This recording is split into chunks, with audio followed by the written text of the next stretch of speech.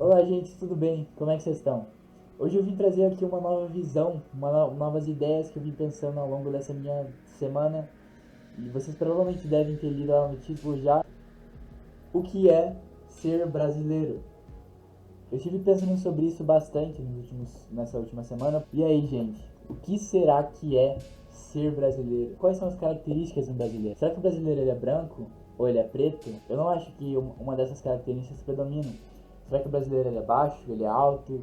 Será que a cor dos olhos dos brasileiros são marrons, castanhos, verdes, azuis? Mas eu faço esses questionamentos visando por que é tão importante assim que a gente saiba o que é ser um brasileiro. Aqui a gente remonta aos tempos de Aristóteles, há não sei quantos anos antes de Cristo.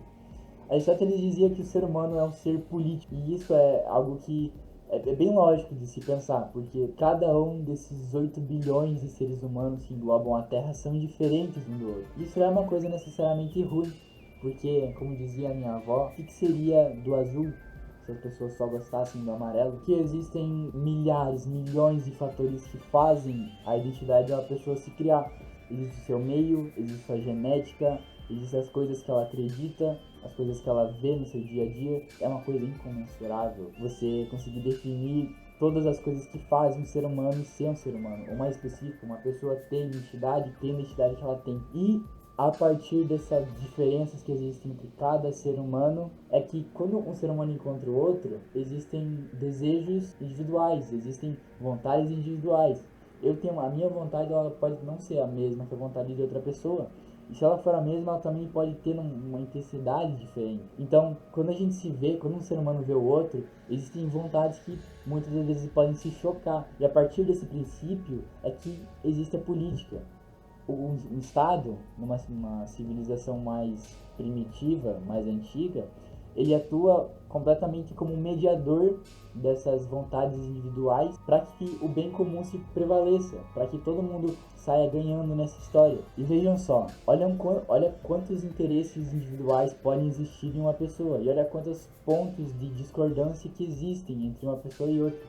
Agora, o poder que uma nação tem é absurdo.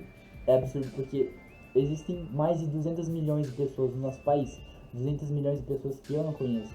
Mas só de eu ter nascido no Brasil, só de na minha identidade estar escrito que eu sou brasileiro, vários dos meus interesses vão ser voltados para o bem comum. Porém, se tu for na rua agora, se fazer uma pesquisa de campo, tu chega em 10 pessoas diferentes e pergunta para elas o que elas acham do nosso país, Brasil, eu tenho quase certeza de que 8, 9 ou 7 pessoas vão falar que elas não gostam do Brasil. Que existem pontos que o Brasil não é um país ideal. Mas o problema aqui é que as pessoas não veem esperança de que isso vai mudar. Quando se deparam com esses problemas do Brasil, é muito difícil que uma pessoa tenha realmente esperança de que as coisas vão melhorar, que a gente vai conseguir mudar essa situação que nós estamos passando agora. E essa falta de esperança dos brasileiros se dá muito porque a gente não tem uma identidade nacional. É muito difícil você bater o martelo e falar, não, é isso que é um brasileiro. O nosso país, ao longo da sua história, várias nações vieram habitar o Brasil. Tu joga todas as nacionalidades, todas as raças diferentes lá e mistura tudo. Essa é o Brasil. Aqui existem europeus, existem africanos, existem indígenas, existem asiáticos, e por causa dessa mistura é que é difícil você realmente se ver como brasileiro. As pessoas realmente não se identificam como brasileiros por não ter essa coisa estruturada, essa coisa bem definida que quer ser brasileiro, e pelas coisas que a gente vê no nosso dia a dia. Você pega a mídia lá fora, o que acontece na mídia? Elas só falam da corrupção que existe entre os políticos, só fala sobre o preço da gasolina que está alto, só fala sobre os assaltos, sobre os latrocínios, sobre os roubos, os assassinatos, os sequestros, essas coisas horríveis, que é claro que compõem uma nação, mas não são tudo. E se nós formos expostos a só esse tipo de informação, é claro que não dá vontade. Existem certas alternativas e certas soluções. A guerra é uma delas. Não existe muitas coisas além da guerra que fazem as pessoas se juntarem mais ainda. Quando você se sente ameaçado, você vai juntar as pessoas que também se sentem ameaçadas para combater aquela ameaça. Porém, a guerra não é a única solução para criar uma identidade nacional. E uma das soluções para criar essa identidade nacional seria tomando exemplo das pessoas incríveis que residiram aqui no Brasil. O Brasil criou vários heróis nacionais. E esses heróis, eles carregam valores, virtudes e por eles serem brasileiros, geram esse orgulho em nós. Aqui estão alguns dos heróis que pelo menos eu mais gosto do Brasil. Em questão de esporte, o Brasil é como incontestável um dos melhores países. A gente teve grandes ídolos como o Ayrton Senna, o Pelé, o César Cielo da natação, o próprio Hugo Calderano, que é jogador de tênis de mesa, foi o primeiro jogador de tênis de mesa brasileiro a estar entre o top 3 melhores jogadores de tênis de mesa mundiais. Uma coisa também que eu pessoalmente acho, pra mim o Brasil é um dos países mais evoluídos e mais ricos culturalmente. No nosso território existiram tantos artistas muito incríveis, cantores, compositores, músicos, escritores, alguns escritores famosos como Machado de Assis, a Clarice Lispector. Eu acho que esses dois sozinhos já devem ter mudado a vida de várias pessoas que leram seus livros. É claro que muitos escritores têm muitas influências lá fora, na Europa principalmente, só que eles ainda são brasileiros, eles ainda estão vivendo a realidade que nosso país tem a oferecer. E por o Brasil ser toda essa mistura maluca, isso gera pessoas muito criativas. Os nossos músicos que ao longo desses 100 anos criaram estilos de música próprio. A própria Bossa Nova, tudo bem que ela tem uma forte influência do jazz europeu, mas a Bossa Nova é um estilo completamente brasileiro, é uma coisa revolucionária. O MPB, o samba, o pagode, esses são ritmos brasileiros que vieram, que nasceram e foram originados aqui no Brasil. Se a gente se espelhar nesses caras, nesses heróis nacionais para fazer o nosso país, a gente vai ver que ele é muito mais do que essa corrupção que existe aqui no nosso solo. O problema, meus amigos e amigas, é que quando se trata de política, o brasileiro ele tende a adquirir uma postura muito diferente sobre ela, como se ela não fosse nos atingir, sabe?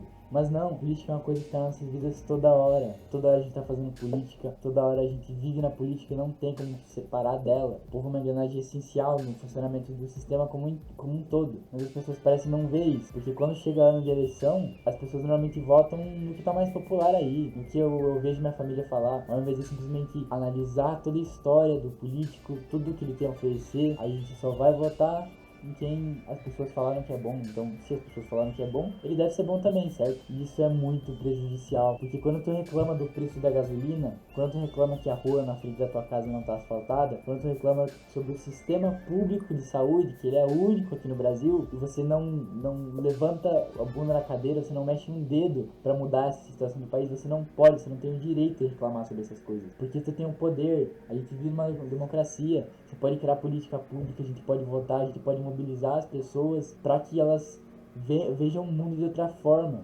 E quem faz a política somos nós, cara. É claro que existem caras que têm muito mais poder do que a gente, que conseguem dar as canetadas e as conclusões. E a gente tem o poder, cara. A gente tem o poder.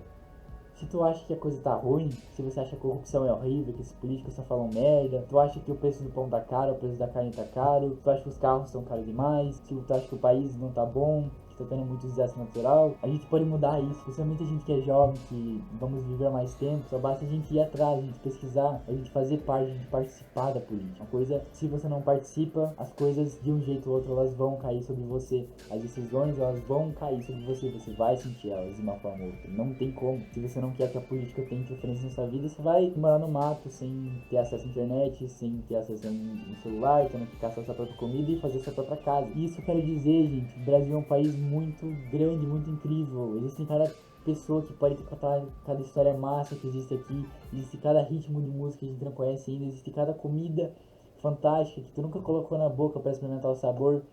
Existe cada festa, cada celebração, cada roupa típica. E se tem alguma coisa ruim, a gente pode mudar. O que nos falta é esperança. É a esperança de reconhecer que essas coisas são importantes na nossa vida e ir atrás e mobilizar o pessoal para realmente mudar, sabe? Eu tenho muita esperança nesse Brasil, só que ele não depende só de mim para mudar. Você não precisa catar um pedaço de pau e sair na rua quebrando as coisas porque tá ruim também. Nossa participação ela pode se dar de várias formas. Quando você vai debater política, ao invés de tu simplesmente xingar o pensamento que o cara tem diferente de você, para de ser agressivo, para de deixar que o cara tá te ameaçando. Não, não é isso. Vamos ter a maturidade para sentar na frente da pessoa, trocar as ideias, trocar as opiniões, ver os pontos de concordância, ver os pontos de discordância, pra gente chegar numa conclusão que todo mundo vai tirar proveito dela. Não simplesmente você pegar e xingar uma pessoa que não concorda contigo, ou tu sair na rua gritando, vai tomar no cu Bolsonaro, ou Lula, enfim. Seria tão incrível se as pessoas conseguissem sentar uma na frente da outra e trocar ideia, para que essa troca de ideias adicionasse a nossa vida e fizesse do Brasil um país melhor. É só ter a maturidade, separar e tentar entender o ponto de vista do outro, não é uma coisa muito difícil. Mas enfim, gente, essa era a visão que eu queria passar para vocês. Muito obrigado pela atenção que você deu até aqui. Fico muito feliz de ter assistido assistir esse vídeo até aqui. Qualquer coisa que tu tenha discordado, qualquer coisa que tu tenha concordado, qualquer coisa que queira trazer aqui pro canal, que tem a barra dos comentários aí que é completamente livre pra você expressar da maneira que tu quiser. Mas seria isso, gente. Muito obrigado e até mais. Tenha uma boa semana.